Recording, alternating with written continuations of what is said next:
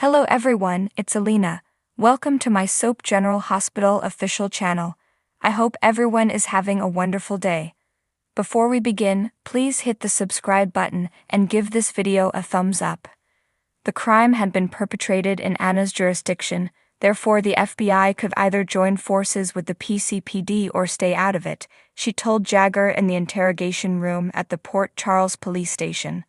Although Jagger's superiors saw the value in collaborating with the PCPD, he remained unconvinced. Jagger forbade Jordan and Dante from leaving their circle of trust once they arrived. Anna relayed with him the facts she found about a single guy, who was stationed in Port Charles, buying all the stolen WSB weapons, among which had been the gun that had shot Curtis. When it was Jagger's turn to speak, he revealed that 4 high-ranking members of organized crime had been singled out for assassination ever since the unmarked weapons were taken. When Dante inquired about the safety of the targets, Jagger stated that apprehending the criminals was his first priority. Dante and Jordan were escorted out of the room by Jagger after he informed them that their conversation was confidential.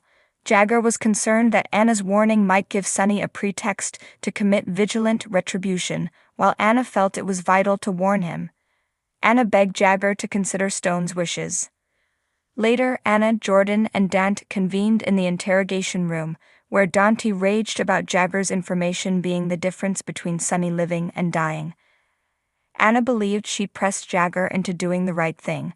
Dante elaborated by saying that Sonny suspected that the gunman was either familiar to him or was receiving intel from within his own organization. Michael broke his silence on Nina when he showed up to Sonny's workplace. He told Sonny everything about how he'd blackmailed Nina and about Ned's complicity in the subsequent dealings. He stated that he'd merely wanted to protect his family and keep the peace. Sonny worried what would happen if he forgave Nina. Michael said that he couldn't promise to like or trust Nina, but he wouldn't do anything to attempt to drive her away. Sonny talked about his internal conflict over Nina, and Michael assured his father that whether or not Sonny forgave Nina wouldn't influence their relationship. Drew arrived at the gatehouse with some paperwork for Michael, and he stopped in to talk to Willow. They talked about Nina, who Drew had nothing but hate for, but Willow believed that Nina had set the whole affair in motion. She didn't like the new, hateful Drew, and she begged him not to let his grudge change him. She remarked how at peace Michael was since he'd dumped it, and she wished the same for Drew. "He's a better man than me right now," Drew stated. When Drew was gone, Willow called Michael. She informed him that Drew had dropped off some paperwork for him, and he stated that he would pick it up that night when he was there to visit the kids. Willow offered for him to stay the night, as there was plenty of room, and the kids would like to see him in the morning. She added that she would like it too if he stayed, and he joyfully agreed. Later, Sonny was alone in his office when there was a knock on the door. Frank entered and indicated that there was a federal agent wanting to see Sonny for a word. Jagger entered and asked Sonny for a minute. At Charlie's, Lois talked Gregory's ear off about the wedding and rehearsal dinner. She went on that she was delighted Brooke Lynn had found her freedom, as it wasn't how she'd grown up. Gregory was quite intrigued about it, so she informed him about how much family was around all the time. She had to go, but she promised to keep him updated on the rehearsal dinner. She kissed him on the cheek and went. Across the bar, Finn told Chase about Gregory's breathing issue at the graveyard.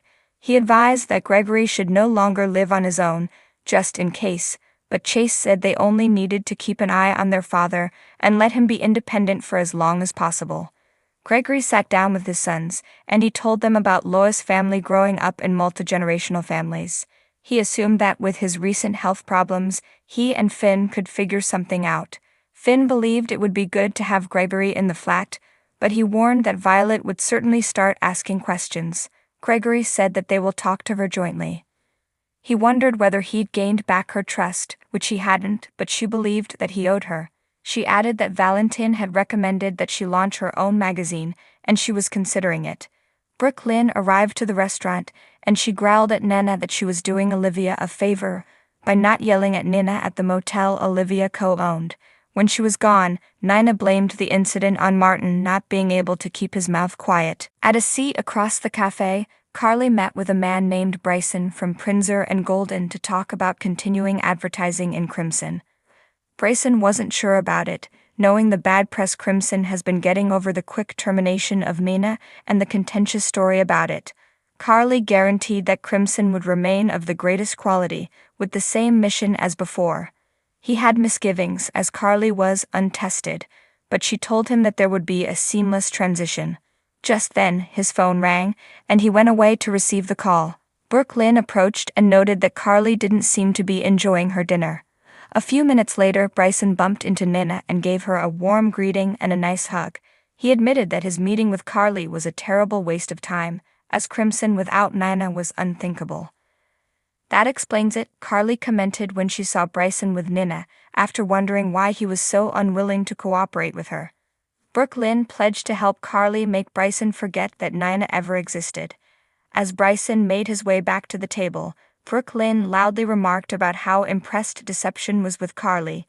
Carly introduced Brooklyn and Bryson, and Brooklyn talked about what Crimson was doing for Deception. Carly urged him to join them and chat about ideas, and he happily sat down with them. Nina talked to Martin about how she had such a fantastic relationship with Bryson that Prinzer and Golden could be her first advertising for her new endeavor.